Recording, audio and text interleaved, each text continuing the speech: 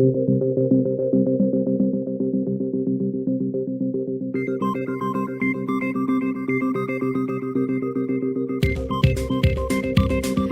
no ar o consultório eleitoral do Dr. Campanha, o podcast que explica o marketing político, ajuda você a vencer eleições e fazer bons mandatos. Com Justino Pereira, Cleiton Bozon e José Carlos Menezes.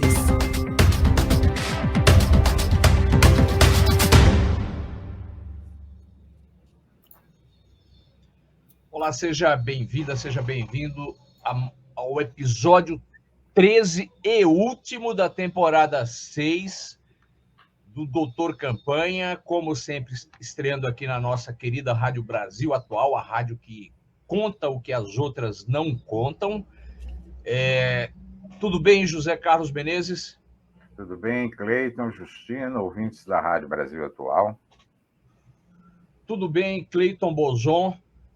Tudo bem, Justino? Tudo bem, Menezes? Tudo bem, ouvintes da nossa Rádio Brasil Atual? Então, esse é a temporada 6, episódio 13, episódio final da temporada 13, estreando na rádio numa sexta-feira, né? Não sei se isso dá sorte ou azar. E, na sequência, você pode nos reouvir, reassistir no Spotify e no YouTube. Como você sabe, os nossos programas têm o patrocínio dos cursos de marketing político do Doutor Campanha. Você tem vai... curso novo. Aliás, tem curso novo. Tem curso novo no ar. Não está rodando aí no pé da imagem a legendinha? Vai rodar a legendinha. E qual é o que é o curso novo? Quais são as novidades, Cleiton? Agora, além do campanha, do pré-campanha Turbo, 10 dicas de sucesso, a gente tem também agora, vai rodar aqui o campanha Turbo, a gente tem agora também o como cuidar da sua imagem e reputação, que daqui a pouco vai rodar, cuidar da sua imagem e reputação na internet. Coisa da maior importância. Então, já tem esses dois e, pelo que eu entendi, também tem novidade a partir da semana que vem? Tem mais coisas? O que é? A partir da semana que vem, Hotmart deve liberar o TikTok também. O TikTok, mas e o aguardado curso O que é Política, do professor José Carlos Menezes, que vem encantando os alunos do Renova BR? Quando é que entra no ar? Está no forno esse. Está só dando um... Está sob a revisão, o Menezes é muito criterioso, então está sob a revisão do Menezes nesse momento, gente. Muito bem, então são 4 cursos muito interessantes de EAD, você faz à distância, faz no seu ritmo, os cursos são extremamente práticos, baseados na experiência, são curtos e, principalmente, numa época de economia cambaleando, eles são muito baratos. E depois de comprar, você assiste quantas vezes quiser. Não é isso, Menezes? Isso aí, com dicas importantes, né? Como trabalhar a imagem nas redes sociais, a campanha Turbo, que são todas as dicas muito práticas para você fazer uma boa campanha. Vai lá e você vai se dar bem na sua campanha. Muito bom. Então é isso aí. Você vai até o nosso site, aproveita e vê um pouco do que nós fazemos, porque nós também somos consultores políticos. Então, se você vai participar de campanha, vai trabalhar ou vai se candidatar, tá lá. E qual é o endereço do site, Cleiton? doutorcampanha.com.br. Muito fácil. Muito bem, então vamos parar de conversar e vamos trabalhar. Cleiton Bozon, preste atenção. Então.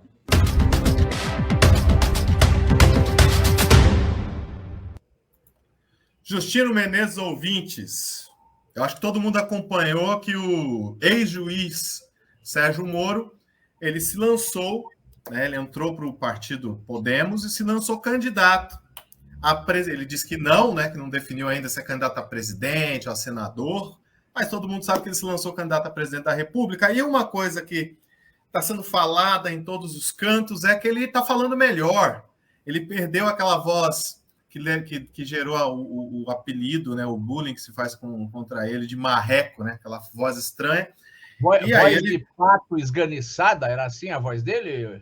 Voz de pato esganiçada, a voz de marreco, né? Tanto que deram um apelido. Mas como é voz de marreco? Eu não sei como é voz de marreco.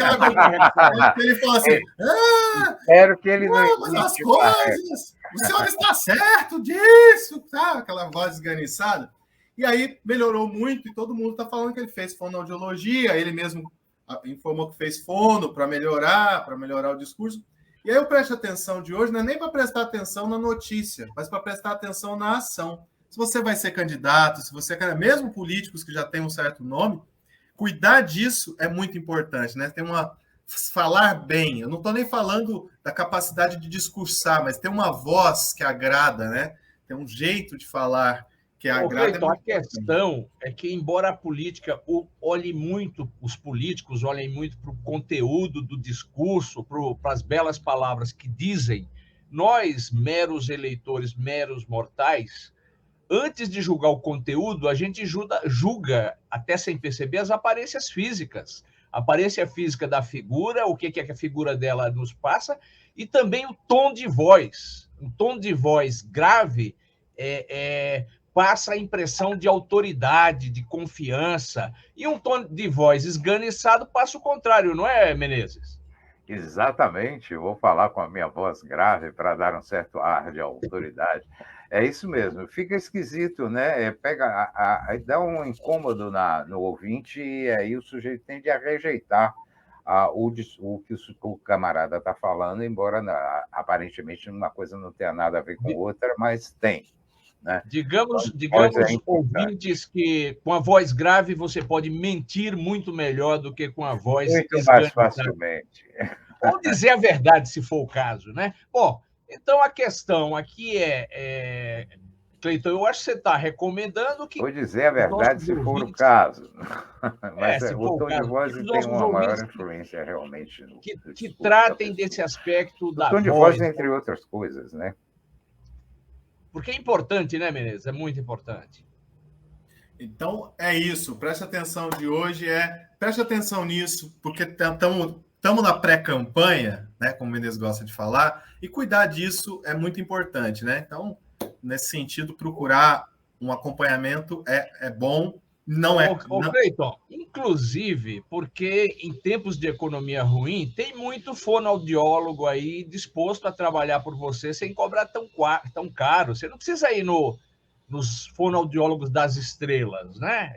São caras que estão aí pelos hospitais e, com certeza, meia dúzia de sessões essas sessões vão fazer a diferença para você. É tom de voz, é fôlego, né? É tudo isso o fono trata e melhora muito a performance do camarada. Inclusive, eu acho que parte dessa coisa do Moro era o fôlego, né? Ele não respirava antes de falar, ele tinha pressa de dizer as coisas e aí dava default no final. Mas, enfim, preste atenção. Cleiton Bozon, o que é que vem agora? Dica do especialista.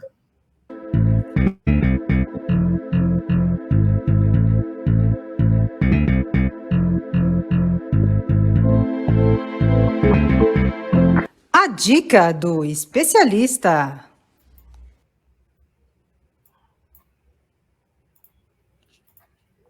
Muito bem.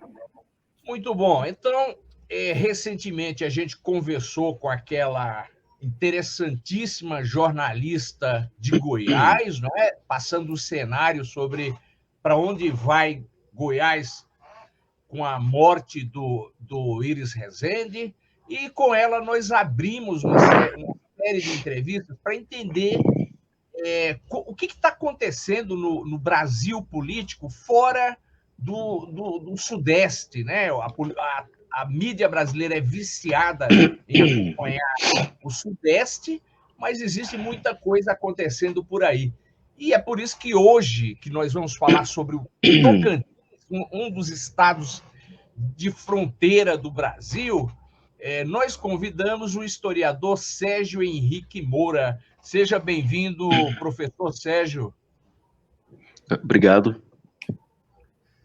O professor Sérgio Henrique Moura é professor do Instituto Federal de Tocantins, foi professor da Universidade Federal do Tocantins e estuda a formação política e econômica do Estado, e em especial da capital Palmas, uma cidade que tem uma dinâmica política muito interessante. E a gente quer conversar com ele um pouco sobre o Tocantins, sua política, a história da sua política, de um Estado tão recente, e também sobre o que está acontecendo no Tocantins para as eleições do ano que vem. Professor Sérgio, para começar, o Tocantins foi fundado quando? Bom, o Tocantins ele foi fundado em 88, no momento da Constituição, né, que foi uma janela de oportunidades aí que os grupos que operavam já esse projeto desde os anos 70, formalmente desde os anos 50, conseguiram, né? Então, na prática, foi uma reacomodação das elites, redesenhando aí a geografia do Brasil. Uma coisa que o senhor acompanha bastante o Estado, mas acompanha a capital. Qual é o cenário, o quadro político da capital Palmas hoje? O quadro político é de predominância com uma larga folga da prefeita Cíntia Ribeiro, do PSDB, né? Ela era uma figura inusitada, viúva do senador João Ribeiro. Inclusive, me surpreendeu o fato dela ter ganhado tanta desenvoltura, porque eu não via, do ponto de vista do desempenho pessoal, um perfil político que pudesse brigar com esses peixes grandes locais regionais. Mas parece que ela ficou com o espólio político do ex-marido, do falecido, né?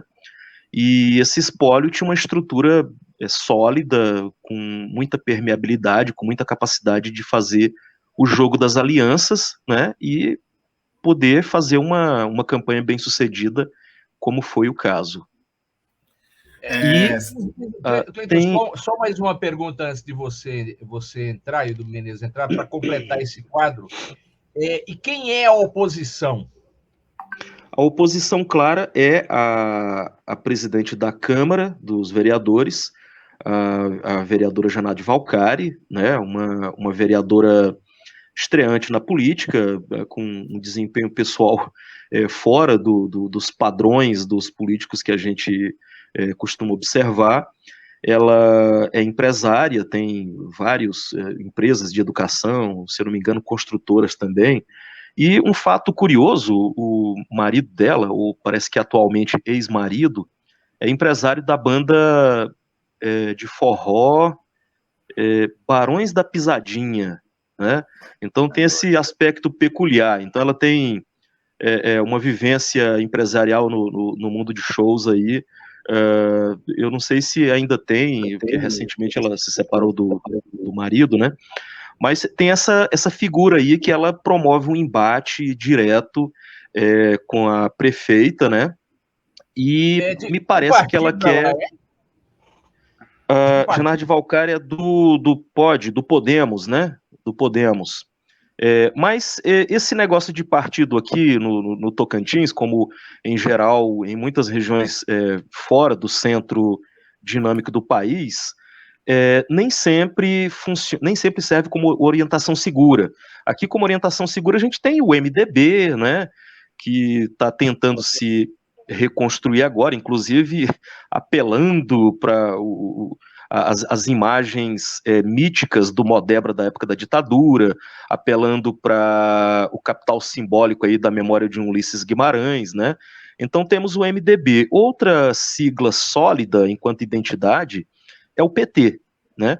De resto, não importa, né? O sujeito ele sai, às vezes, do PT e vai para o Solidariedade, ou sai do PMDB e vai para o PT, na época que o PT estava com o poder, né? Ou pelo menos com os governos e com os orçamentos, e aí o PT entra em declínio e esse povo sai do PT e volta para o PMDB, então não importa muito, sabe? O sujeito é do PSL, mas gosta do Lula, né? o sujeito não é do PSL, mas é bolsonarista, então tem de tudo, entende? Aqui no Tocantins só PT e MDB que a gente vê com uma identidade mais sólida, mas existe assim, numa menor escala, o PSDB parece que tem uma identidade, uma certa coesão, mas que não é produto de uma instrumentação local regional. Eu tenho quase certeza que isso vem da nacional. Sérgio, você falou de peixes grandes e nomes que sempre saíram do Tocantins para o resto do país foram nomes como Siqueira Campos, que tem ali é até pensado como o inventor do Tocantins, né? E o Amasta, né? Que mais recentemente como uma figura com uma força muito grande em Palmas, a capital. Como é que estão esses grupos políticos que têm como lideranças o Siqueira, que é um grupo muito mais antigo, e agora esse grupo mais novo, que é o Amasta? Como é que isso está hoje no Tocantins e em Palmas? Bom, Siqueira Campos aqui, o que eu vou falar é com todo respeito. O Siqueira Campos, embora ele seja bem senhor hoje, um octogenário, acho que ele já deve estar com 90 e alguma coisa, né? Ele tem lucidez, ele tá ali, né? O mausoléu da glória dele já está pronto, né? Ele tem um lugar na história. E não se enganem, ele é o centro de um grupo que ainda existe. Ele está nos bastidores, está lá sentadinho no sofá da casa dele, em alguma fazenda dele tomando água de coco, né? Que ele gosta. Mas os grupos que ele formou, os grupos que ele opera, carregam uma grande devoção a ele. Siqueira Campos ainda consegue operar a política do Tocantins, se não ele propriamente, que ele não é o operador, mas a figura dele ainda gera um epicentro. Quem são os grandes nomes do siqueirismo hoje no Tocantins, as grandes lideranças? A ligação direta instrumental a ele é um homem que ainda está jovem, na faixa dos 50, né, que é o senador Eduardo Gomes, que é uma espécie de xodó dele, cria dele, né, desde muito garoto, já colou no grupo do Siqueira Campos, e é um senador muito importante. Talvez eu não saberia dizer com certa precisão se ele seria o segundo ou terceiro nome apoiando o governo lá no Senado, né, o governo Bolsonaro, mas ele tem a senha da conta, ele tem os orçamentos, né?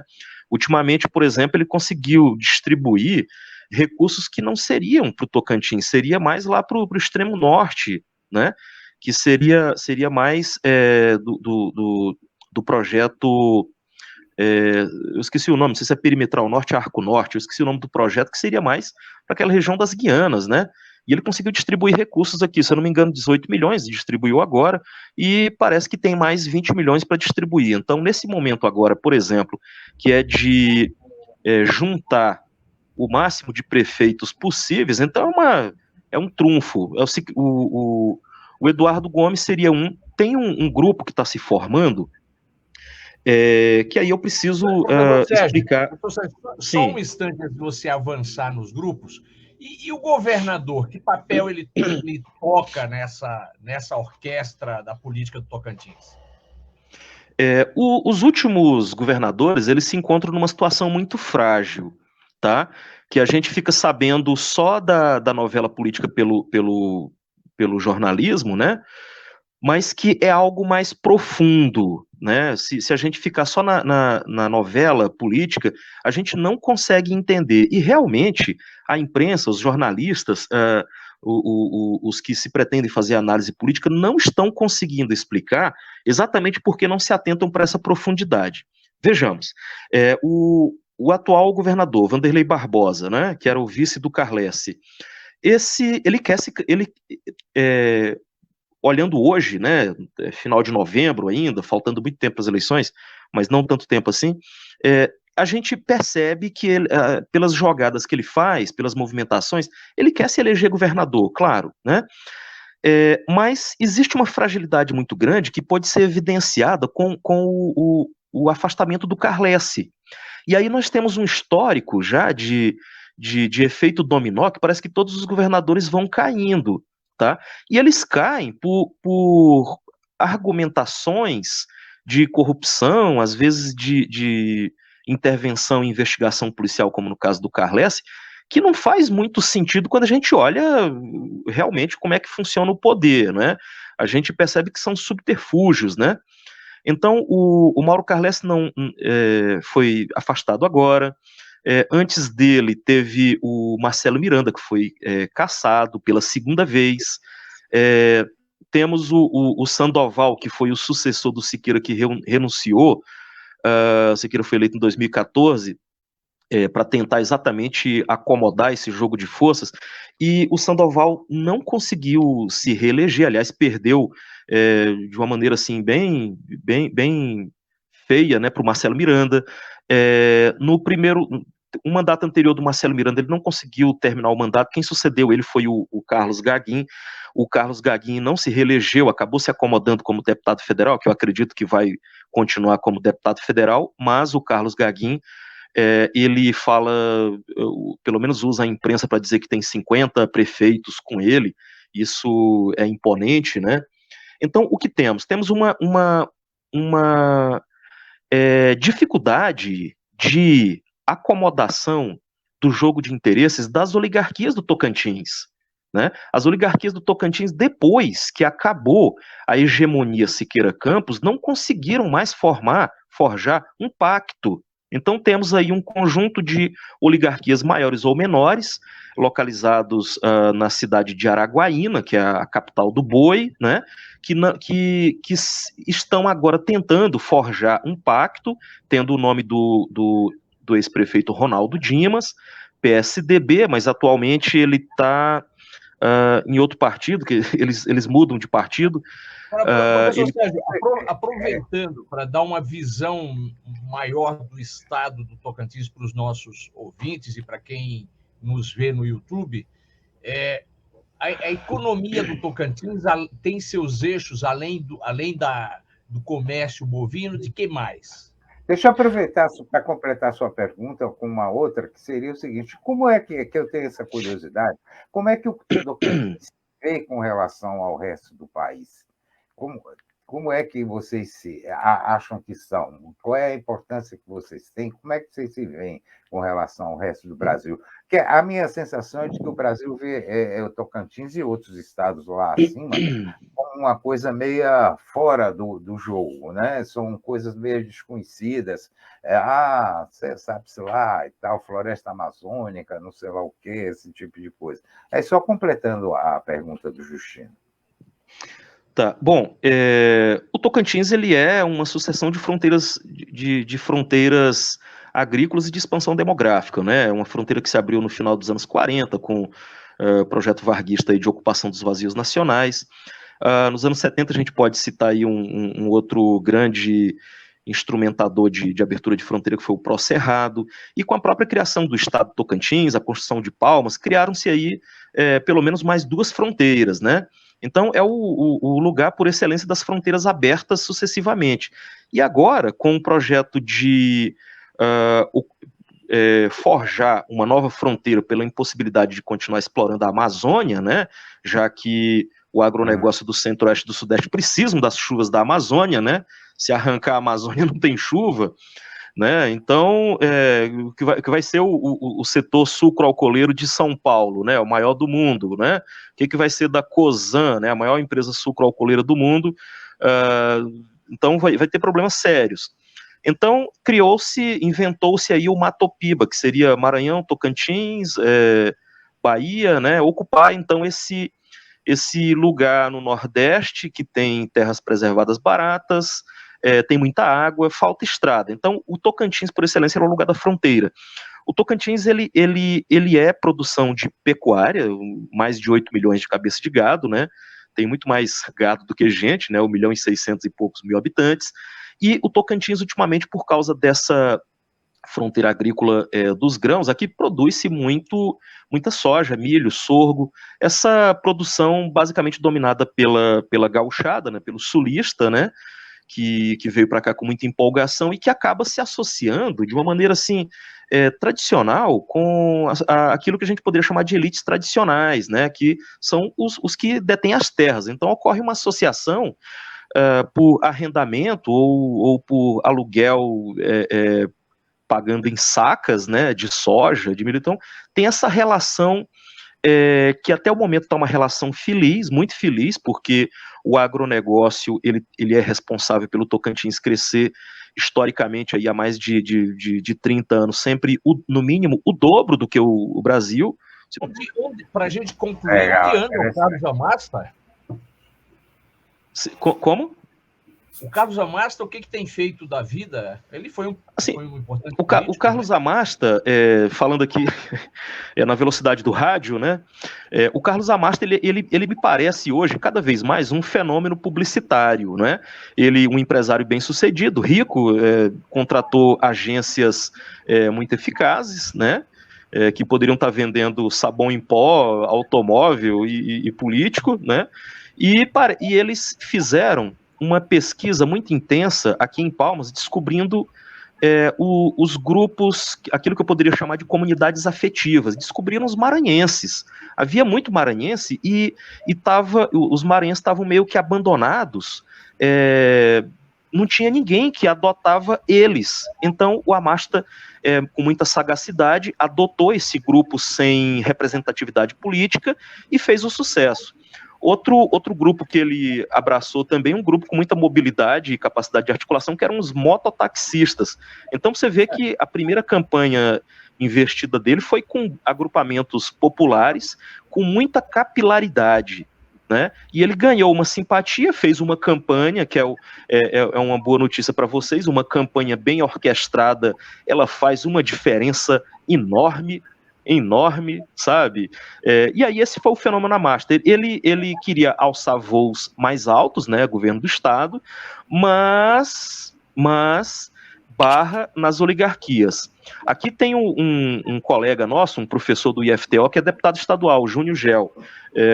Eu cito ele aqui, mas é com respeito, Júnior Gel, se você me ouvir aí, gosto de você. Ele, por exemplo, tem um grande desafio. Ele, como professor dos garotos de classe média, professor de cursinho também, parece. Então ele fez um eleitorado cativo e conseguiu ter uma boa performance. Ficou em segundo lugar aqui para prefeito, uma boa votação, uma campanha de baixo custo, muito simpático, muito loquaz, né? E etc. Mas ele tem um problema. Ele não tem vínculo, ele não tem dependência com nenhuma oligarquia, maior ou menor. Então isso impede que ele se torne deputado federal. Então esse é o mesmo problema do Amasta. Ele tentou se compor, fazer composição com as oligarquias de Araguaína, mas isso não funcionou bem. Aqui é o jogo das oligarquias. Os donos do lugar. Bem, professor Sérgio Henrique Moura, do Instituto Federal do Tocantins. Infelizmente o nosso tempo mais que estourou. Obrigado pela sua participação, falando com a gente sobre um estado muito importante, um estado de fronteira econômica, fronteira social, de fronteira civilizacional brasileira. Cleiton Bozon, o que vem a seguir? Sérgio, fica com a gente para ouvir o caos da semana, da voz de tudo de José Carlos Menezes. 10 segundos. Me permitam 10 segundos no rádio, precioso. O Tocantins ele tem uns tentáculos curiosos. Por exemplo, o segundo suplente do senador Eduardo Gomes, o poderosão, é o Siqueira Campos, claro, né? Tanto que ele deixou um espaço para o Siqueira fazer discurso lá e depois voltou, né?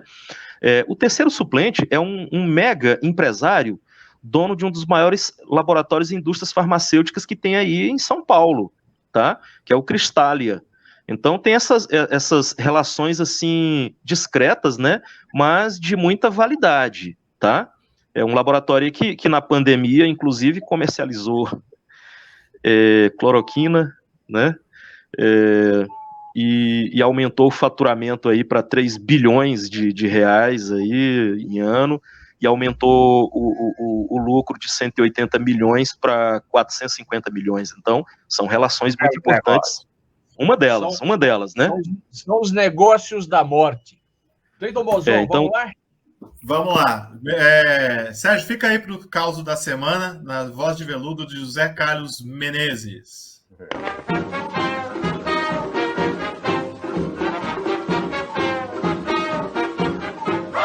Bota o retrato do velho outra vez, bota no mesmo lugar.